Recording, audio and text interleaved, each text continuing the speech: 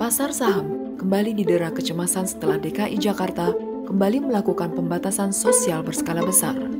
Indeks harga saham gabungan sempat ambrol ke bawah 5.000 Kamis 10 September. Tapi ternyata penurunan harga saham ini justru dimanfaatkan sejumlah investor kelas kakap untuk mengail saham-saham bagus yang murah. Dengar saja kisah investor kawakan Lo Keng Hong, selalu berinvestasi di masa buruk, kata Lo kepada Kontan Jumat 11 September. Prinsip ini masih menjadi pegangan pria yang kerap dijuluki Warren Buffett Indonesia ini.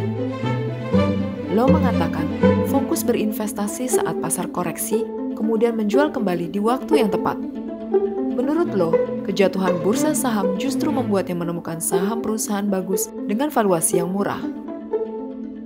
Investor lain, Suratman Nurrahman, juga menanggapi santai fluktuasi pasar saat ini. Pria yang akrab disapa Eyang Ratman ini menilai, kondisi saat ini dapat menjadi peluang bagi trader. Investor seharusnya tidak perlu khawatir dengan kondisi pasar saat ini, dengan syarat portfolio investasi diisi saham emiten dengan fundamental bagus. Ratman juga memanfaatkan penurunan IHSG untuk berburu saham.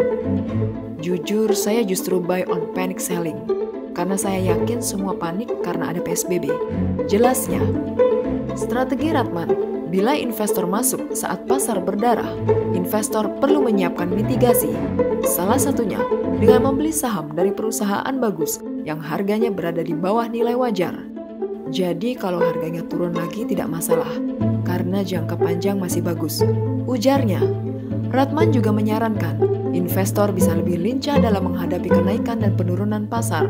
Pada saat harga saham sedang turun, investor perlu belajar memilih saham yang memiliki fundamental bagus dengan harga undervalue. Saat pasar naik, Ratman punya strategi sendiri. Jika dalam 2 bulan harga saham naik 40%, maka investor bisa menjual kepemilikannya, karena keuntungan sudah jauh lebih besar dari bunga bank.